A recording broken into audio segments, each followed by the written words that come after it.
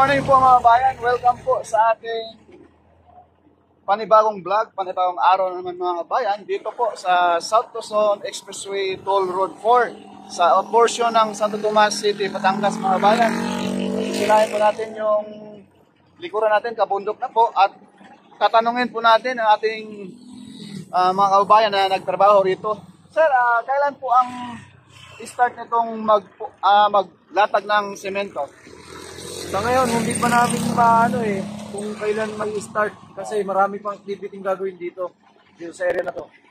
Marami pang tatamaan na kaya hindi pa nila alam kung kailan. Doon sa pinaka-SLEX TRP, sir, doon sa dulo. Ito lang ito.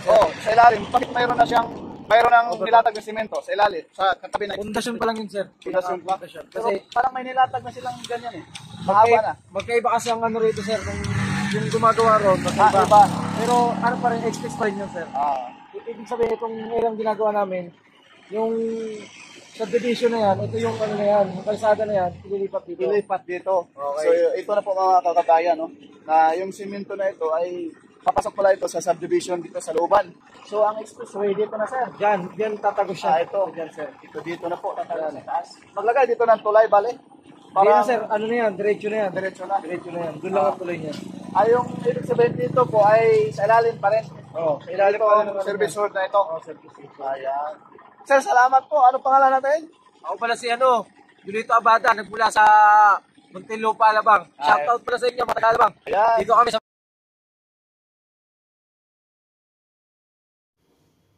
Yan po mga bayan, good morning po sa lahat. Ito po yung Package A, Santo Tomas, Batangas, Tumakban, 11.32 km mga bayan. Package B, Macban, Laguna to San Pablo. Yan, Package C, San Pablo, Laguna to Chaong, 7.50 km. Package D, Chaong to Candelaria, 15 km mga bayan. Package A, Candelaria to Tayabas, 10.21 km. Package F, 9.96 kilometers mga bayan sa mismong Barangay Mayaw, Lucena City na po yun. Ayan po yung mismong mapa mga kabayan.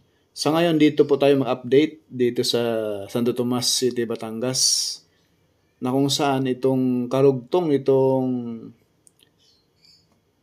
South Luzon Expressway TR3, itong kulay dilaw na yan mga bayan, yan na po yung SLEX TR3, na kung saan dyan po idudugtong yung itong mismong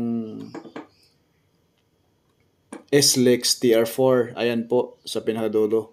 Dyan po sila mga bayan, na kung saan dito sa areang ito, dyan sa unahan, dyan po tatawid itong nasa baba natin. Ito na po yung South Luzon Expressway TR3 mga kabayan.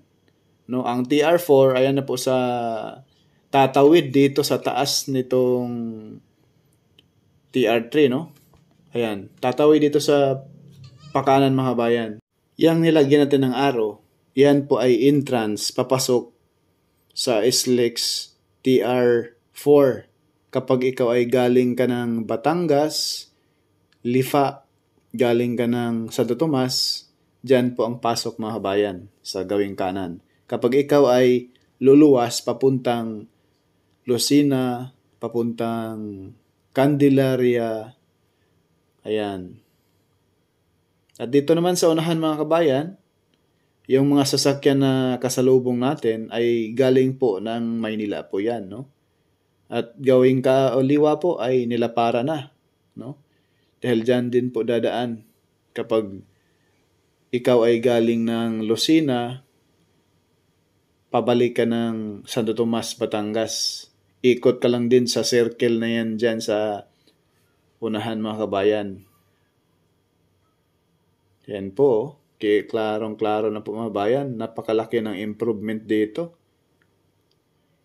Parang kailan lang, nung update tayo last month rito mga bayan, ay wala pang tambak dito sa gilid ng SLEX TR3. Ngayon po ay kalibel na, tambak na at malapit na po yan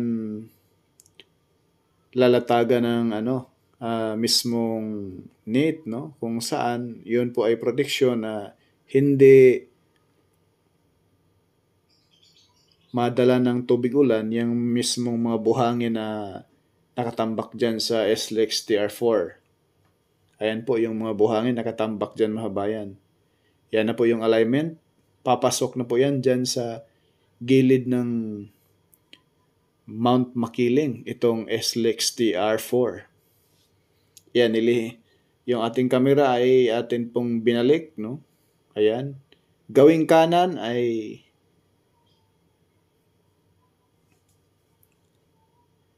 paluwas po yan ng Batangas at yung kasalubong natin ay papuntang Maynila po yan mga kabayan. Ikot muna tayo uli para hindi kayo malito mga kabayan, no? Napakalaking tulong nito. Kaya sa sobrang traffic ngayon ng panahon na ito ay grabe. Yung mismong Santo Tomas, yung Alaminos, San Pablo, papuntang Sariaya, ay kalbaryo ang traffic dyan mga bayan, no? Lalo na pag weekend, napakahaba ang traffic, Diyos ko. Kaya itong SLEX TR4 ang solusyon sa matagal ng dekadang traffic sa mga probinsya na yan. Yun nga, medyo dahan-dahan ang usad, pero at least may sa haba-haba man ng nilakbay ay makakarating din tayo sa paroroonan. Ayan po mga bayan. Dati nang nakaraang buwan ay wala pa yan. Tambak dyan banda, no? Pero ngayon, ay na po, kalibel na po yan mga bayan. At kulang na lang nitong yung mismong girder na ilalatag dyan sa taas ng SLEX TR3, no? Ayan po yung mga poste, yung mahaba, both side po, na magkakaroon dyan ng tulay. Ayan, dito po may circle po yan mga bayan. Lagyan tayo ng araw para hindi malagkalituhan, no? Ayan. Yung nasa baba natin mga bayan, yan po ang tinatanong ko kanina sa nagtrabaho, no, na bakit mayroon ng nilatag na concrete cement dito sa kabilang poste, no? Dito sa kapag ikaw ay galing na Maynila sa bandang kanan. Ayan po mga bayan, no? Almost 10 meters, 15 meters po yan. Nahaba yung concrete cement na yan. Ayan, no? Zoom natin. Yan. Comment po down below sa mga engineer dyan ng SLEX TR4 at sa mga nagtrabaho rito na subscriber natin mga bayan kung ano po yan. Bakit naglatag na sila ng concrete cement dyan? O ito na ba ang hudyat na mag-start na po ang paglatag ng semento mula dito sa Santo Tomas, Batangas, papuntang Chaong, Quezon. Ayan, kaya abangan po ninyo mga bayan yung ating mga latest update rito po sa South Luzon Expressway Toll Road 4, Santo Tomas City, Batangas. Ayan, sa unahan mga bayan, no? Kapag galing ka ng Maynila, dyan po kayo mag-exit, right side. Nilagyan natin ng bilog. Dyan po, no? Papasok pa kanan. Kapag ikaw ay galing Maynila, paluwas po kayo ng Chaong, papuntang San Pablo, Candelaria, Sariaya, Lucena, no? Ikot lang po rito sa ginawa nilang circle. At patawid dito po sa SLEX TR3. Ayan.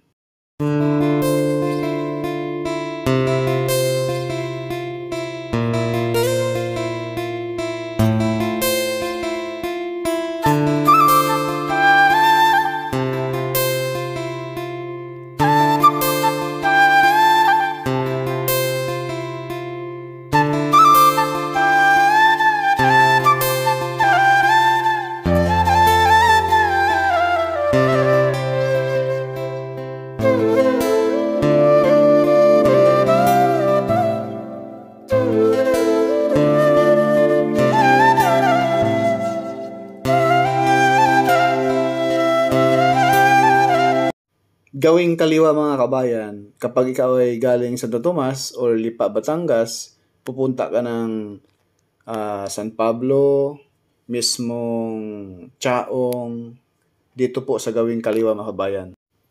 Ayan po, klarong-klaro po yan mga kabayan, no? Pakanan lang po kayo dyan, no? Kapag galing kayo ng Lipa Batangas, Santo Tomas, ayan, papasok na dyan sa SLEX TR4. Ayan po yung alignment para hindi po kayo malito, no?